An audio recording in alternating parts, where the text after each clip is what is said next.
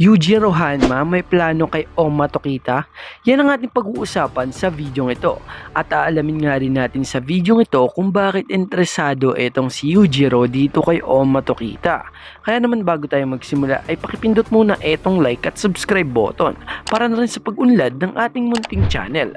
At tara, simulan na natin.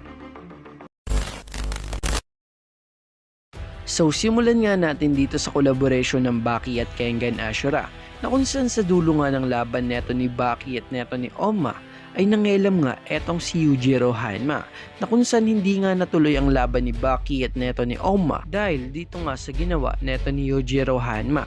At sinabi nga rin dito neto ni Yujiro Hanma ay Nico style ba yun? Na kung saan dito pa nga lang mga tol sa una niyang sinabi ay makikita na natin na interesado nga siya sa teknik neto ni Oma Tokita. At binanggit niya nga rin dito na ikaw pa lang nagmana sa teknik ng matandang yun. So dun pa nga lang mga tol sa pangalawa niyang sinabi ay masasabi na natin na narinig na nga neto ni Yujiro Hanma ang teknik about dito sa Nico style. At para nga sa mga di pa nakakaalam, etong Nico style ay sobrang overpowered din neto.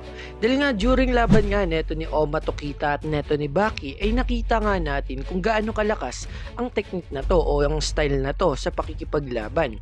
Dahil nakasabay nga ito dito kay Baki Hanma. Lalo na etong tinatawag na possessing spirit na kung saan overpowered talaga ito dahil nakasabay nga ito dito kay Baki Hanma na may demon back. So imagine mga tol, etong si Baki Hanma ay sobrang overpowered na at nagkaroon pa ng demon back sa isang laban. Pero nakasabay nga dito etong si Oma Tokita sa pamamagitan nga ng paggamit niya ng style, ang Nico style, ang tinatawag na possessing spirit. Kaya naman mga tol, ito nga ang pinakamalaking posibilidad kung bakit naging interesado etong si Yujiro Hanma dito kay Oma Tokita. Etong kanyang teknik, ang tinatawag na Nico style, kung saan mga tol, ang masasabi ko nga dito kay Yujiro Hanma ay gusto niya nga itong kunin kay Oma Tokita o kopyahin ang teknik nito.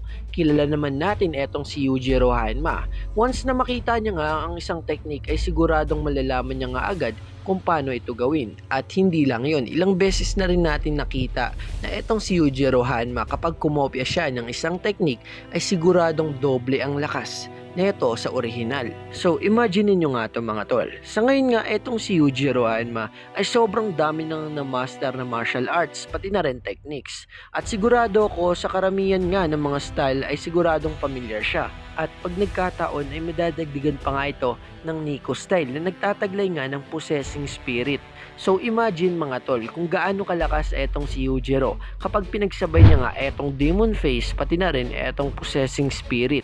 Masasabi nga natin talaga mga tol na wala nang makakatalo sa kanya. Sa ngayon kasi ay may mga nagsasabi pa nga na matatalo siya neto ni Koroki. Pero para sa akin mga tol ay walang laban dito etong si Koroki dahil nga overpower talaga etong si Yujiro Hanma. At kapag nangyari nga itong ating tinutukoy na kung saan kapag nakuha nga neto ni Yujiro etong Nico style ay siguradong katapusan na nga etong Kengan Ashura. Lalo na etong si Koroki Gensai na kung saan sinabi pa nga neto ni Yujiro Hanma na may narinig nga daw siyang usap-usapan about dito sa The Devil Lands, which etong tinutukoy niya ay etong si Koroki Gensai. At ang masasabi ko nga sa magaganap nilang laban ay ang mangyayari doon ay katulad ng laban neto ni Yujiro at neto ni Kakukayo na kung saan pumapalag pa rin talaga etong si Kakukayo. Ngunit nang nagseryoso nga etong si Yujiro Hanma ay siguradong mapapatay niya nga etong si Koroki Gensai tulad ng ginawa niya nga dito kay Kakukayo. Ngunit malupit talaga si Kakukayo na kung saan nagpanggap lang ng patay. At balik nga tayo na kung saan kapag nakuha na nga neto ni Yujiro etong Nico style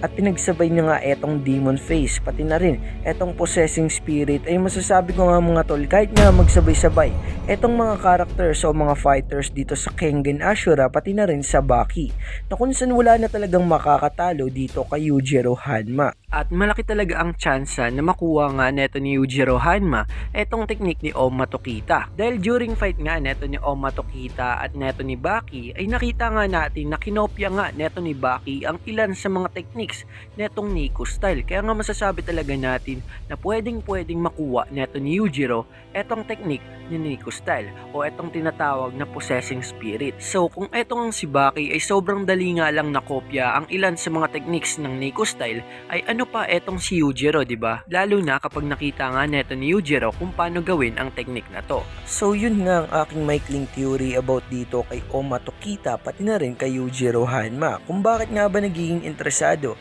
etong si Yujiro Hanma dito sa tinatawag na Nico style. At bago nga tayo magtapos ay shoutout pala muna sa kanila. Maraming salamat sa panonood at pagsuporta sa ating YouTube channel. Sobrang na-appreciate ko kayo mga tol. Kaya naman kung meron nga kayong ideas, thoughts, or theory ay pwede nyo ngang i-comment yan sa baba ng ating videos at agad kong babasahin yan. Pasensya na nga kayo mga tol kung medyo maikling ang ating video na to. Pero asahan nyo nga mga tol na gagawa tayo ng panibagong anime reviews. At hindi na lang Baki, pero huwag kayong mag-alala sa Baki Reien.